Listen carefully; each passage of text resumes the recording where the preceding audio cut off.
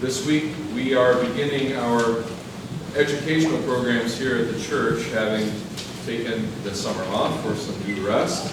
And not only our Sunday school program, but also all of our adult education ministries have been kicking off as well. But the first line of education in the parish, of course, is this, from the pulpit, the Sunday homily.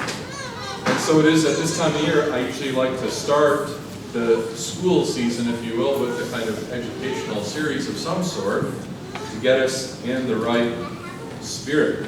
Last year, for example, do you remember the series that I gave you about shame and vulnerability? Say yes. Yes. Yes. That was real comfortable, wasn't it? That really made you feel warm and fuzzy, didn't it? Shame and vulnerability. Well, I hope it was helpful for you, and I know that maybe for some of you, maybe for most of you, it felt a little bit like peeling back a layer of skin and letting the light on it. And it can be very painful sometimes. But one of the things I came to realize by peeling back the layers and letting some sunlight get in is that there's a lot more to deal with in the soul once we kind of let our barriers down. And when we start facing our fears, our anxieties, our vulnerabilities. So this year I wanted to launch once more into the deep and deal with an issue that I've come to realize that is much like the Holy Spirit, everywhere present and filling all things. And that something is trauma and traumatic stress in its many forms. I sent out a notice about this on Realm, just to give you a heads up and give you some background information. So it's not a comfortable subject, much like shame and vulnerability. It has to do with some of the most intimate places of pain in our lives. But it's very important for us as the people of God, as a church, to talk about trauma and traumatic stress. It's especially appropriate now at the Feast of the Cross, because Christians have front and center in their lives, as the symbol of their faith, one of the most egregious examples of trauma known to human history, the crucifixion of Jesus Christ. And yet, we are led to believe that it has been transformed into something amazingly good for us and for our salvation. We hear St. Paul say, I have been crucified with Christ, but now I live a new life, and Christ dwells within me. So something happened so that the trauma became a source of healing. And we sing, through the cross, joy has come into all the world. And we hear in the hymn that we sang today, the cross is the invincible trophy and the weapon of peace. But in each of our lives, it is very often exactly our traumatic experiences which are at the heart of our own personal crosses, and victory and peace remains elusive. So our concern here as a church, then, will be how to meaningfully take up the cross of our own experiences, of our past, and to follow Christ in such a way that we will not be imprisoned by our past or our responses to it. So what do I mean by trauma? Trauma usually conjures up to mind either the medical unit or the combat zone, right? For good reason. These are the places where the most extreme cases of trauma either take place or are addressed. And over the last few decades, we've become much more aware of the inner workings of traumatic stress, the stress which is created as a result of the traumatic experience. But it is still, amazingly, a relatively new field. Poorly understood and poorly treated for decades, we are in some senses just now really beginning to understand and appreciate its impact on our lives. It's really shocking if you look at just the history of recent psychiatric treatment, what they were doing 40, even 30 years ago for the treatment of post-traumatic stress, even 20 years ago, would seem maybe to some of us quite barbaric. or primitive or superstitious even, compared to what we know about, for example, neurobiology, the mind, the body, and even the soul. And we'll talk a little bit about that as we go through this series. But how widespread is trauma, really? Does this really apply to me or to my family?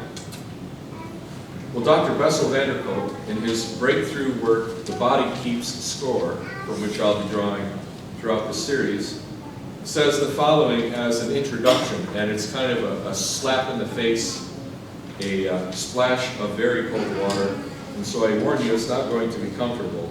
He says this: one does not have to be a combat soldier or visit a refugee camp in Syria or the Congo to encounter trauma. Trauma happens to us, to our friends, our families, and our neighbors. Research by the Centers of Disease Control has shown that 1 in 5 Americans was sexually molested as a child. 1 in 4 was beaten by a parent to the point of a mark being left on their body. 1 in 3 couples engages in physical violence.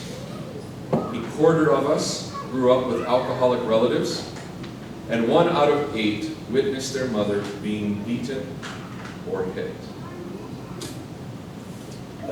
These numbers are staggering.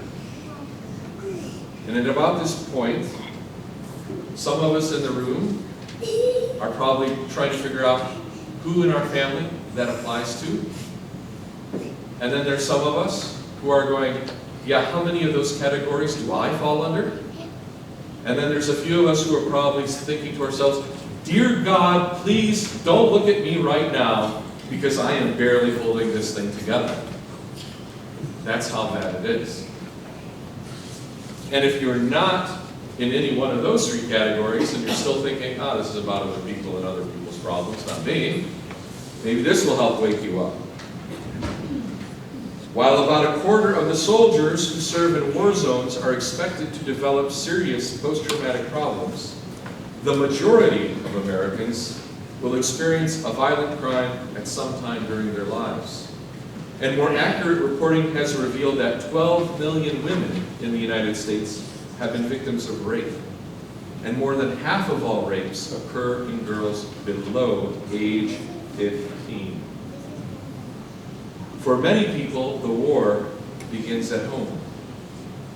Each year, about 3 million children in the U.S. are reported as victims of child abuse and neglect, and 1 million of these cases are serious and credible enough to force local child protective services or the courts to take action. In other words, for every soldier in a war zone abroad, there are 10 children who are endangered in their own homes.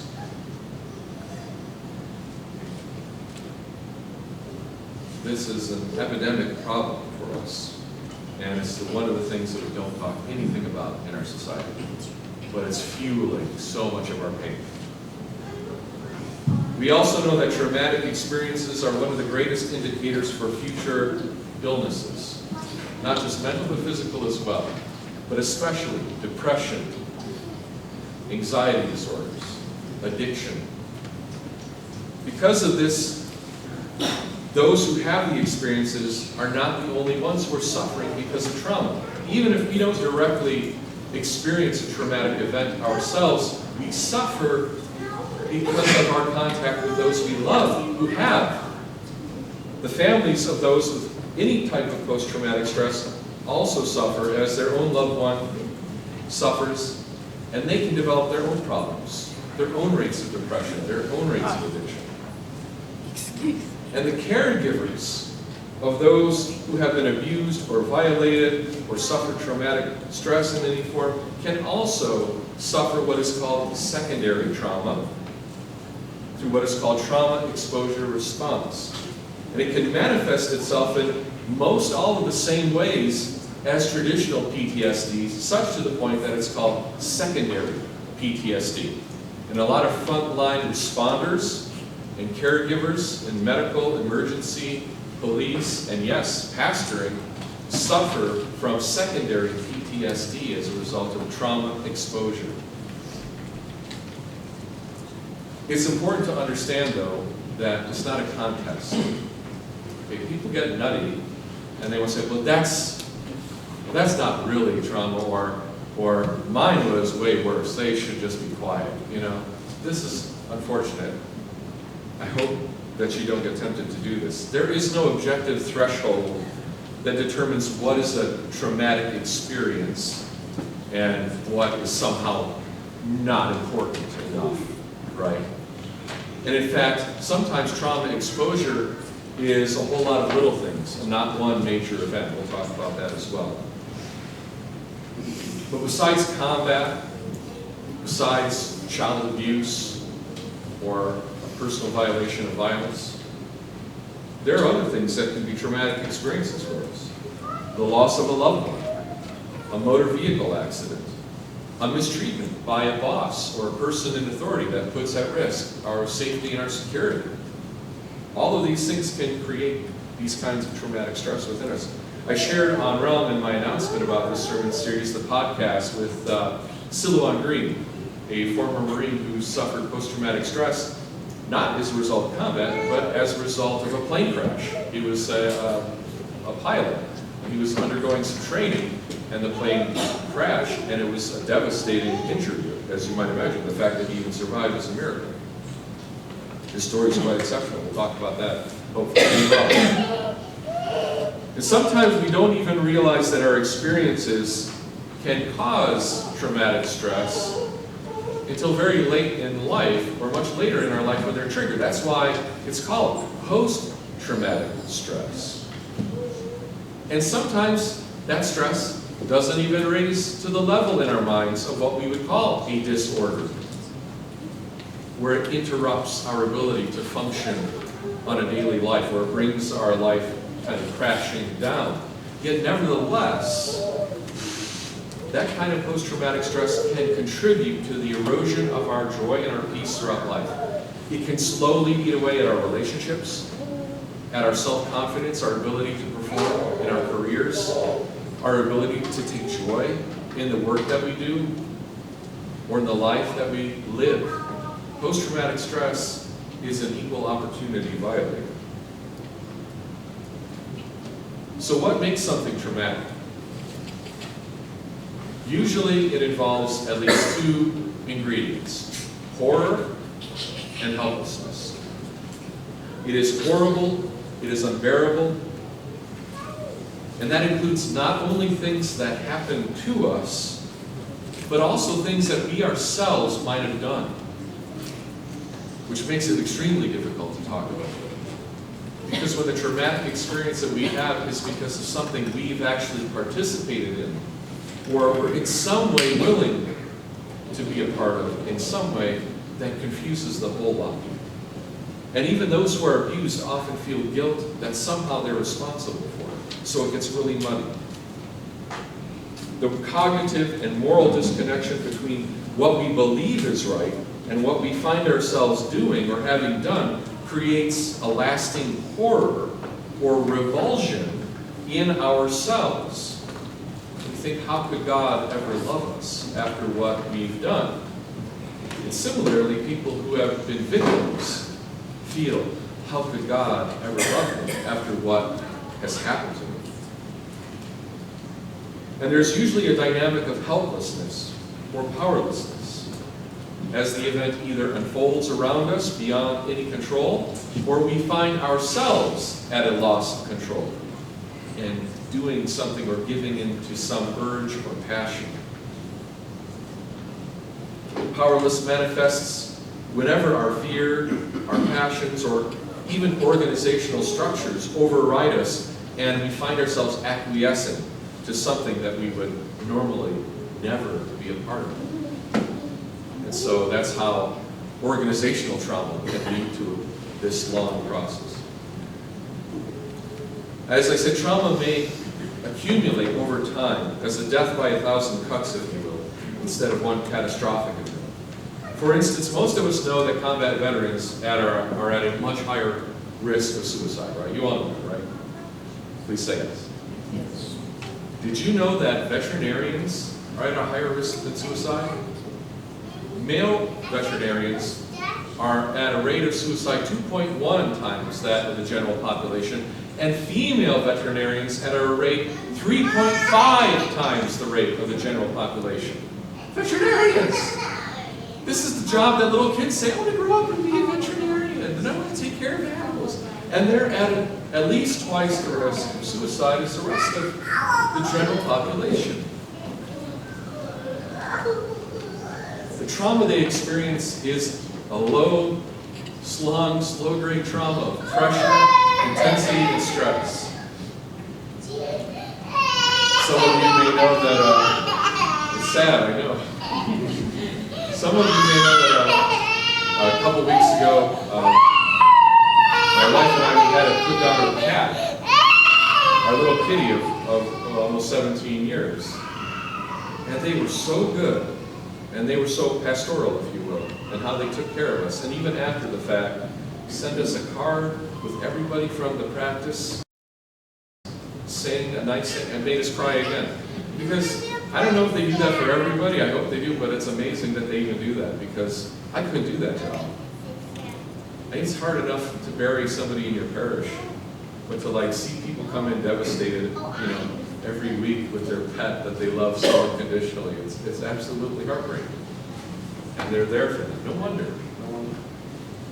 Compassion, fatigue, and exhaustion of caregiving to the most vulnerable of creatures wears away at our souls over time just as surely as the clash of battle. It helps us understand why Jesus, after he performed all these massive miracle things and feeding of the thousands, what's the first thing he did? He went up on the mountain by himself and got the heck out of it. He needed a break. He needed to recharge and rest. Even the Son of God could have compassion fatigue. So over the course of the next few weeks, I'm inviting you to launch into the deeps with me and face these painful realities in ourselves, in our families, in our church, our workplaces, and in our society as a whole.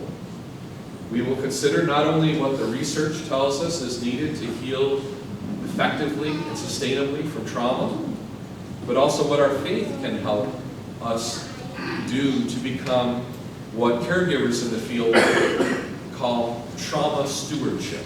You hear me talk about stewardship all the time, and I've tried to push the idea that stewardship is not about fundraising in the church. Stewardship is about taking care of the things that God has given you in your life. And that is not just your things, but it's also your memories, your experiences, and that includes even the negative ones, the traumatic experiences and memories.